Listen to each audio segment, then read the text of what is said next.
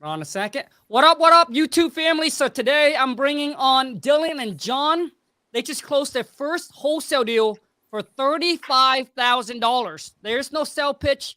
John and Dylan's going to share with you guys all the tips, the tricks, the secrets, the hack. They're going to unleash and unfold and show you guys exactly how you can copy, duplicate, and go out there, put in a little extra work, and create your own financial freedom. So hold on a second before I bring them on.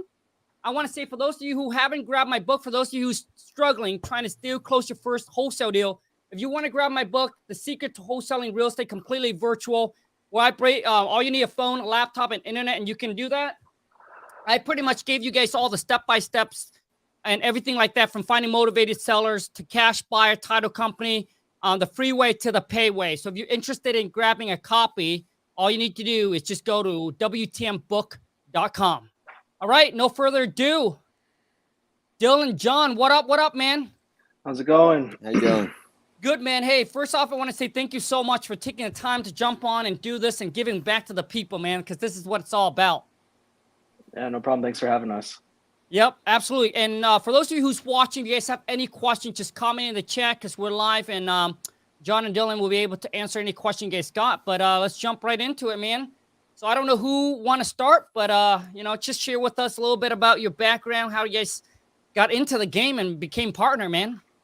Yeah, so my name is Dylan. I'm from Colorado. My market primarily is Denver. The deal we actually got was in Kansas City, funny enough. But I had a hedge fund that gave me a buy box that this property had fit in Kansas City. So it originally was just going to be a cash deal, just straight up cash deal. Got it under contract for, I think it was like 380 or something. The hedge fund said they would buy it at 410. Ended up getting it under contract, presenting it to the hedge fund, and they said that they had it on a do not buy list. For some reason, they had previously owned that property, and they no longer wanted it. So I wasn't too intelligent on creative options. So I reached out to John and I said, hey, I have this property under contract. It was kind of a messy situation. And I just kind of ran the numbers with him and was like, what do you think we could do with this? And then do you want to go over that? Yeah. So the sellers were in a situation where they need to sell right away because they're moving out of country, so Right.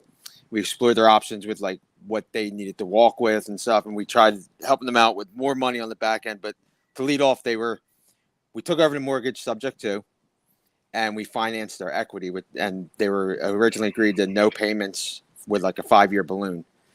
And there was a realtor involved. And the agent, she got greedy on her commission because originally Dylan had locked it up with her saying that, can you represent us as our buyer? So okay. she wasn't willing to drop her 3% on the buyer side because that would reflect on the entry fee for the creative option. And she got a little greedy on that, and we ended up canceling the contract on the cash option. And the sellers actually reached out to Dylan on Facebook and was wondering like what happened.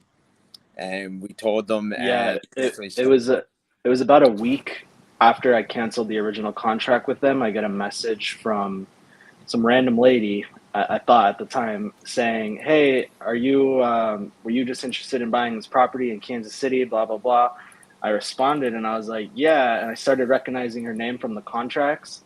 And she's like, so what happened? And she was kind of pissed off because she was like, you let us on for 6 days. You delayed everything, blah, blah, blah. I started talking about, the offer that we had presented and why it wasn't working because the agent was trying to walk away with too much money.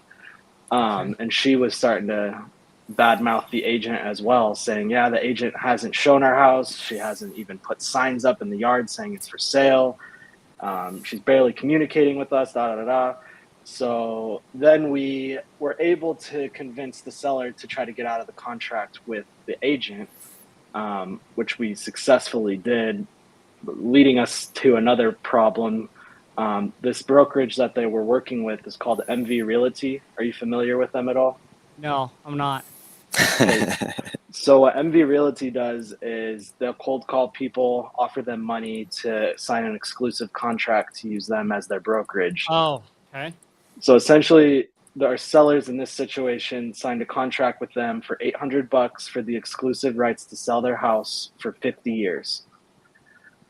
So they were locked into this contract, and they actually put a lien on the property for 3% of the sale of the property, even without the agent. So, John, I'll let you take over. Yeah, so basically we went back to the sellers, we renegotiated, and the sellers were willing to just allow us to take over their mortgage subject to and allow them to walk with $45,000 on the front end, which we then found a buyer that was willing to take it. He was going to step in with $80,000 worth of equity. So the purchase price was $302,000. We sold it for $337,000. That gave $45,000 to the seller in their pocket, and everything after that was for our assignment. But when we were at the closing table, and the title company presented this lien from MV Realty, we thought our deal was shot. So now we're scrambling back and forth. We're calling MV Realty, trying to see what we can do to negotiate this down, and pretty much came in at, it was like a 9,000. It was 3% of the purchase price was the lowest we could. Originally it said 6%. It was $18,000 they wanted, but then they came back and said they'll take 3%. So we paid that out of our assignment fee to get this across the line so that they could sell their house in time and be able to move to Germany like they wanted to. Gotcha. Okay, so you're saying so. Okay, so the agent, so it's the agent that brought you guys the deal. I found the deal on Zillow. Okay. It had been on market for I don't know how long, and I talked to the agent, and she was like, "Yeah, we have no interest in this property." Immediately before I even pitched creative, she started talking about Pace Mobi and how she doesn't like him and how she doesn't like any creative things. We found out eventually that she was a wholesaler as well. Okay. So she was just all over the place, but I was able to lock it up at a price that I thought the hedge fund would purchase it for. So it worked out until I found out that the hedge fund had previously owned that property. So then that's when things kind of shifted. I thought the deal was just dead at that point, until we were able to actually talk to the seller directly. I'm in pitch creative. Right. Okay. So Dylan, dude, so previously the hedge fund owned that property and sold it to which is the seller? I believe so. I don't know exactly what happened. All I know is that they owned that property prior. The sellers had only lived there for 2 years. So okay. I'm not sure if they sold it to those sellers or if it had been a while since they owned that property. I'm not sure exactly. I got it. Okay. And they don't want to buy back the property, or is it because the price just doesn't make sense? The price made sense. They just, I don't get a solid answer on why they didn't want the property. They just straight up told me they had it on a do not buy list. Weird. Interesting. Okay. So maybe they didn't want to deal with the agent. That's what we thought. We're like, maybe it's under MV Realty, so they don't want to even touch it, which we've had to do the deal with the headache for. So gotcha. So you originally locked it up with that agent for $380. Correct. Brought it to the hedge fund for $410. Realized that it didn't work. Came back, negotiated back with the agent for a lower price, or what happened? We negotiated with the agent on a creative deal, a sub 2 deal. I got it. But she never presented it. She never presented it to the seller because, yeah, exactly. That's illegal. She was. Yes. Yeah, she got all the information out of me for what the deal was going to look. Drugged me on for 2 days, saying that having the lawyers for the brokerage looking over the contracts and the paperwork, and she just never presented it to the seller. So that drug on for 2 days waiting for a response back from her, and then she just said that the sellers weren't interested at all. Okay, gotcha. So yeah, because I don't have my real estate license, but what I do know that as an agent, any offer that comes in, whether it's low, whatever it is, you have to present it to the seller, and then based on that, you can give the seller the advice of what you think is best for them. Right. But anyways, when I had talked to the seller after she had messaged me on Facebook after a deal fell through, she had said, I told her, I was like, well, we'd sent multiple different offers. That's what took so long. And every time the agent came back and said that you guys said no. And the seller was like, well, I only saw one offer. And then I started telling her about the other offers we presented. And she's like, well, those could possibly work for us. We never heard about those. Dang. So that's how everything kind of shifted. Gotcha. So so the seller came back, canceled the listing contract with the agent. Yep. So And we that's- thought we were in clear water there. Yeah. And then we found out that the brokerage actually put Put a lien on a memorandum on the property. Right. Not from this listing. It was from like a year ago when they signed that exclusive right to list. Oh, yeah, dude. Yeah. Bro, I remember when Lon and I first got into real estate too, this agent had us sign one of that. Dude, you guys do not want to sign one of that. So, yeah. And then we found out and we're like, dude, what is going on here? And then so we call his broker. I call his broker and I say, dude, what's going on here?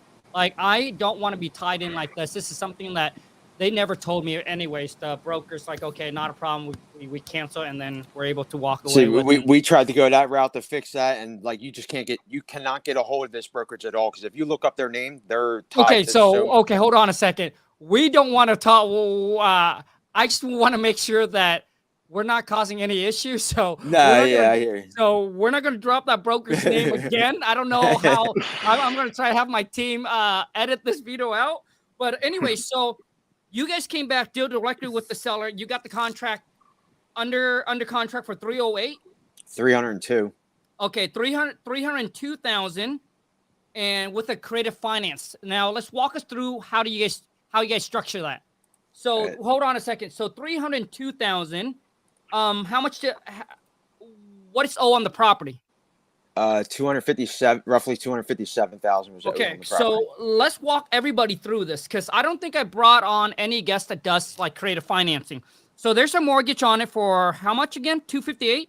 Yeah, I got the contract in front of me. So it's $257,432.30. Okay, dude. So we're gonna go 258. Okay, mortgage on is 258. You got under contract for 302. Right. Okay, walk me through this. Keep going. So we put 45,000 cash to the seller. So okay, so then, got it. Okay, keep going. And pretty much that was it. And then we found a buyer that was willing to. We sold the contract. Originally, we had it was a hybrid deal. Remember? So originally, we were going to pay them out on their equity. And then essentially the seller just needed $50,000 for their move. That's all they cared about. So we were able to get it to 45. And originally we were going to give them a balloon payment.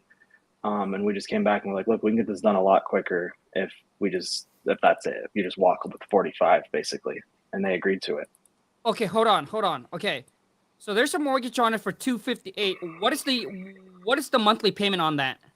On the mortgage, it was about $1,800 PITI, something like that. Okay, so $1,800. So basically, the purchase price is 302. It's not you guys, but the buyer, right? The buyer's gonna give the seller 45K. Mm-hmm. Okay, and then they're gonna take over the monthly payment of 1,800. Right? Yeah. Yep. Okay. How much does so for the buyer to buy, like, how much do you guys? So what's the ARV on this property? It's about 410,000. Okay, so 410. How much? How much rehab does it need? None. It was none at all. Okay. So the property, is it vacant or owner occupied? Is it rented? It was owner occupied at the time, but they were ready to be out as soon as it closed. I see. So seller moves out, buyer's gonna come in, take over. No repair. So basically, there is already, there's like 100,000 equity built in. Right. So obviously, it's a no-brainer for the buyer. And so I had a 3.25 interest rate. Shit. Yep. Okay. And then my next question to you is, the buyer, what's their game plan with this? Are they renting it out, or they're gonna sell it on a wrap? They're gonna sell it on a wrap. Yeah. Got it. Okay. So let's explain how that's gonna work. So basically what he's going to do is he's going to seller finance it out to someone. at Get his down. 10. Yeah, probably at 410. Yeah, and then Yep. and then he's going to put an interest rate higher than Yep. than the 3.25, and he's going to cash flow about $1,000 a month off of it for the next 28 years that are left on the life of the loan, and then once that's paid off, he's going to make a lot of money. Right, correct. So he probably goes and say, hey, the market, it's at 7%. I can do 6.5% or whatever he wants to do. And I'm sure that he's probably now with a new buyer, he's probably going to take, hey, you have to give me 50,000 down. So now he got his 45K that he gave to the seller back. Right. And then he's cash flowing $1,000 every single month. Right. Now, for those of you who's new into the game, this might be like over your head. But basically, this is called creative financing. So my next question to you guys is that on this deal here, what was buyers? So buyer has to pay all the closing costs and all that. So we covered that out of our assignment fee. So when the buyer came, the buyer brought $80,000 altogether to the table. Okay. And that covered the down payment to the seller, and that covered our assignment fee. And we agreed out of our assignment fee that we'll pay the closing costs. Nice. And then what else did we pay? We paid that lien that came up that we didn't know about, that nobody knew about. We paid out of that. And what else did we pay, Dylan? They had like 3 months of arrears. Oh yeah, that's right. They had like 3 months of mortgage payments that we also paid for them as well. So did you guys end up having to pay the 3% to that? Yeah. Okay. Got it. Okay. So now, how did you guys? I'm trying to backtrack now. How do you guys found the buyer? Facebook. Facebook Marketplace? No, it just no. I think I found he was a sub-2 student. Oh, got it. Nice. So pretty much told him the deal, and he signed the contract within the hour. Yeah, we had it sold within an hour. He didn't even need to go see the property? I think he did actually. He signed the assignment contract, and then he sent someone there to go see it, and then he gave his EMD deposit. How much was it? $3,500. Okay, got it. Just to lock it up? Yeah. Yep. And how fast did you guys close on it? 14 days. Yeah, something like that. 2 weeks. All right, damn. Nice. 35. So you guys made what, 35,000 in 2 weeks? Yeah, pretty much. Essentially. Yeah. Are you guys wholesaling full time, or you guys or is this like a side hustle? After that deal, I did 1 more week of work at my 9 to 5, and then paid all my bills 3 months up and quit. Love it, man. How about you, John? So I just got out of jail. You know what I mean? So I screwed my job up. I had a really good job with the electricians union, but I screwed that up. But I started pursuing this after I seen one of your videos back in like January. Appreciate it, dude. And then I just started digging into learning this, and now I got a dialer, a bunch of leads that I'm trying to just go from here now. Nice. You guys have any other deals in the pipeline? A couple of interests, but nothing. I got one in Jacksonville that's supposed to be closing on Tuesday, actually. Okay, nice. And what marketing source did that one came from? County Records, list pendants. Nice. How do people pull that? So we use this website called one second. Give me 1 second here. I think it's like the bomb, dude. Yeah. So there's this website called, where's it at? Netter or something like that. It's okay. Have you ever heard? God damn it! No. Where's it at? NETR online. It's basically a website that you can go click on your state. It'll bring up all the counties. You click on the county, and then it'll give you all the links to the government websites. So you can just find everything pretty quick. Awesome, man. John, could you spell that, or Dylan, could you spell that? I'm looking it up right now. Yeah, just because I'm sure everybody in the chat probably want to know, man. And we're not going to hold anything back from the people. That's what we're here for. So while John is doing that, Dylan, my question to you is, man, knowing what you know now. Okay, first off, I forgot to ask, man. How long do you guys? How long did it took you to close your first deal from the time of like, hey, discovering wholesaling to like now? Total time, I would say probably 2 months of learning. Damn. Okay. And honestly, I got pretty lucky on this deal. I would say it was like 2 weeks of actually making calls. Damn, you're a fast learner, bro. It took me 6 months to get my first one. So, John had, do you find out? Yeah, so the website is publicrecords.netronline.com. And basically that's a forward-in website where you can click on your state. Yep. And then you can click the county that you're interested in, and it'll give you a website link to their county records, and then you can just situate it from there, like what you want to grab. So I went to Florida, Duval County, Jacksonville, and just looked at all the list pendants and pretty much put a list together and just started calling those, skip traced them on True People Search, obviously, and then started calling them and found someone that was in pre-foreclosure that needed to sell. Nice, man. So, are you guys wholesaling in your own market, or are you guys wholesaling virtually? Virtually right now. I love it, man. Because, dude, once you're able to go virtual, man, it's unlimited because you can go into any market. Because I have people that are like wholesaling, but they're so stuck because they don't know how to go virtual. They're so stuck in their market where now they try to expand, but it's hard for them to expand. So they have to, like, learn how to do it virtually. So if you already know how to do it virtual, man, dude, the sky's the limit. You can go in any city, any states, and just dominate. Now, John and Dylan, man, what kind of tips, advice would you give to anyone that are starting out and they're struggling trying to close their first deal? Stay consistent, and don't be afraid to network with people. Cause I think if, like, my biggest thing was getting on the phones with people, like that was my biggest, like, I still come to have trouble with that, getting on the phone with people, but I know enough to be able to help somebody that doesn't know enough. Does that make sense? Yeah, no, that's good. So like I really understand all the creative stuff and the paperwork and the contracts involved and how to do this and that. And Dylan, he was good with getting on the phone with people. So that's why I guess he figured he'd come to me, since I had more knowledge, and knowledge is power. You know what I mean? Like, so, yeah.